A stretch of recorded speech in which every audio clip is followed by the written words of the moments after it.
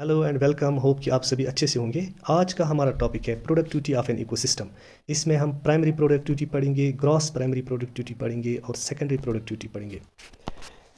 Productivity of an ecosystem. The productivity of an ecosystem refers to the rate at which it produces biomass or energy through photosynthesis by plants. एक ecosystem में plants photosynthesis के जरिए कितना biomass या कितनी energy in the form of food, in the form of glucose produce करते हैं पर यूनिट टाइम के हिसाब से कितना। फॉर एग्जांपल, अगर हमारे पास एक ऑर्चर्ड है या और एक इकोसिस्टम है, इसमें कुछ प्लांट्स हैं, ये 20 स्क्वायर किलोमीटर्स का एक इकोसिस्टम है। यहाँ पर ये इकोसिस्टम एक साल में 10 केजीज और 20 केजीज हम लेते हैं, 20 केजीज फ्रूट प्रोड्यूस करता है। इस टोटल प्रोडक्शन को हम कहते हैं productivity of ecosystem, because it produces 20 KGs of fruit per year. तो टाइम के हिसाब से जितना ये प्रोडक्शन दे देता है, सोलर एनर्जी को कन्वर्ट करके बायोकेमिकल एनर्जी में या बायोमास में, इसको कहते हैं productivity of ecosystem. It measures the overall efficiency of the ecosystem.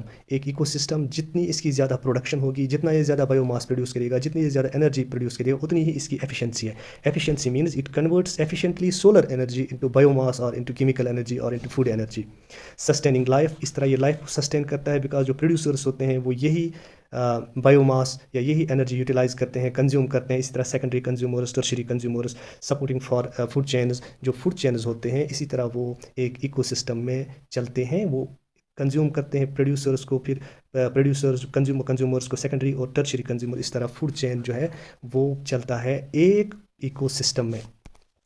तो प्राइमरी प्रोडक्टिविटी क्या होती है? सबसे पहले प्रोडक्टिविटी को हम मेजर करते हैं प्राइमरी प्रोडक्टिविटी में। Primary productivity is defined as the rate at which radiant energy is stored by photosynthetic और कीमोसिंथेटिक एक्टिविटी ऑफ प्रोड्यूसर्स। जो प्रोड्यूसर्स होते हैं, प्लांट्स होते हैं, ये रेडिएंट एनर्जी को किस रेट से, यानी टाइम के हिसाब से किस तरह ये प्रॉपरली इसको यूटिलाइज करते हैं और इसको कन्वर्ट करते हैं बायोमास में, उसको कहते हैं प्राइमरी प्रोडक्टिविटी।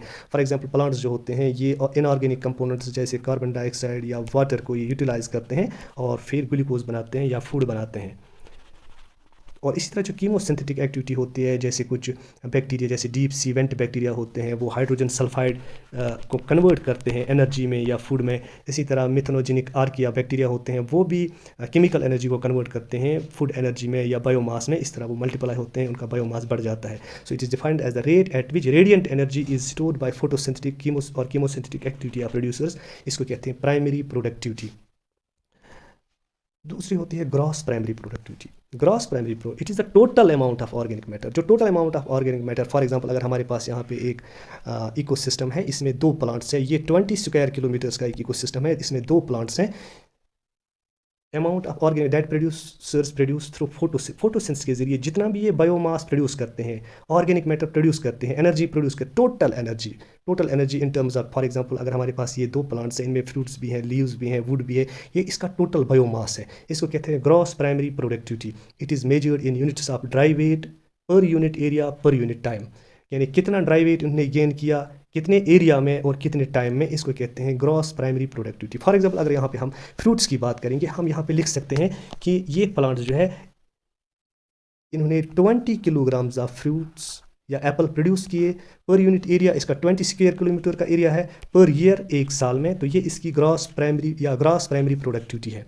लेकिन ग्रॉस प्राइमरी प्रोडक्टिविटी इंक्लूड, इसमें वो एनर्जी भी होती है, वो केमिकल एनर्जी होती है जो ये यूटिलाइज करता है रेस्पिरेशन में या मेटाबॉलिक एक्टिविटी में। बल्कि हम ये कहेंगे कि जितनी भी सोलर एनर्जी ये कन्वर्ट करता है बायोमास में, उस टोटल को कहते हैं gross primary productivity.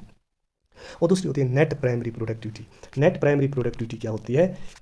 It is the amount of energy that remains available for plant growth after subtracting the fraction that plants use for respiration।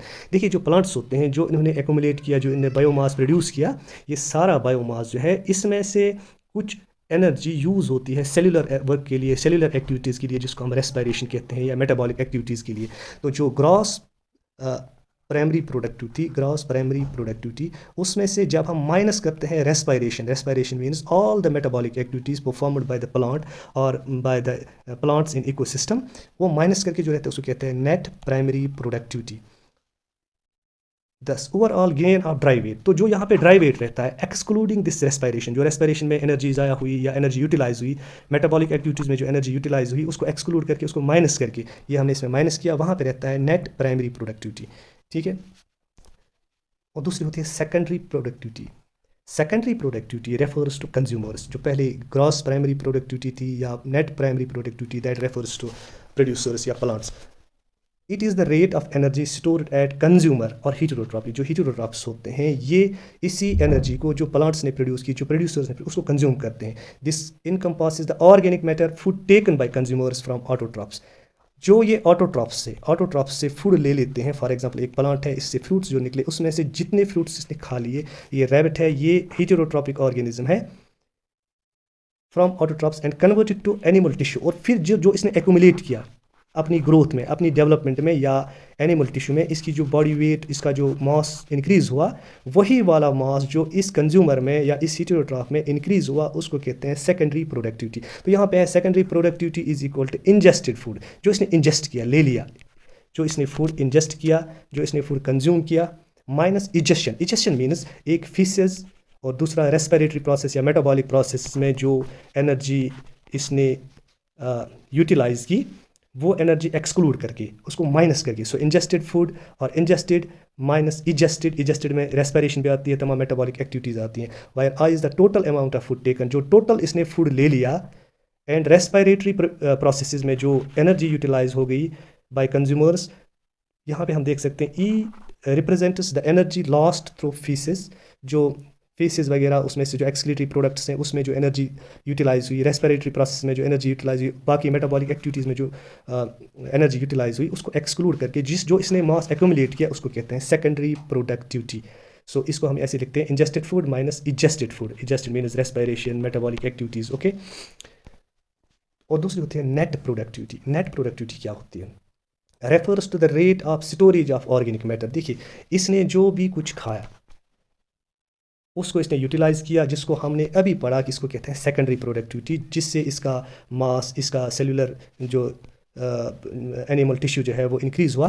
तो यहाँ पे हम देखते हैं refers to the rate of storage of organic matter not utilised और not used by heterotrophs, जो heterotrophs ने consume नहीं किया, जो एज सच यहाँ पे ही रहा, जो कुछ इसने खाया उसके बाद जो यहाँ पे रहा, उसी को कहते हैं net productivity. It represents the rate of biomass increase of primary, ये प्राइमरी प्रोड्यूसर है। यहाँ पे जो बायोमास यहाँ पे ही रह गया, एक्यूमुलेट हो गया इस इकोसिस्टम में, left over after consumption by consumers. So net ecosystem productivity भी इसको कहते हैं। Net ecosystem productivity is equal to gross primary productivity. सबसे पहले हमने पढ़ा था माइनस, उसमें से माइनस ऑटोट्रॉपिक रेस्पिरेशन, जो ऑटोट्रॉप्स ने रेस्पिरेशन की, फिर वहाँ पे रहा नेट प्राइमरी प्रोडक्टिविटी, ठीक है। और उसके बाद हीटेरोट्रॉप्स ने कंज्यूम किया, हीटेरोट्रॉप्स ने जो कंज्यूम किया उससे जो रेस्पिरेशन की, जो इसने एनवायरनमेंट में एनर्जी लॉस की, वो भी माइनस करके वहाँ पे रहता है नेट इकोसिस्टम प्रोडक्टिविटी।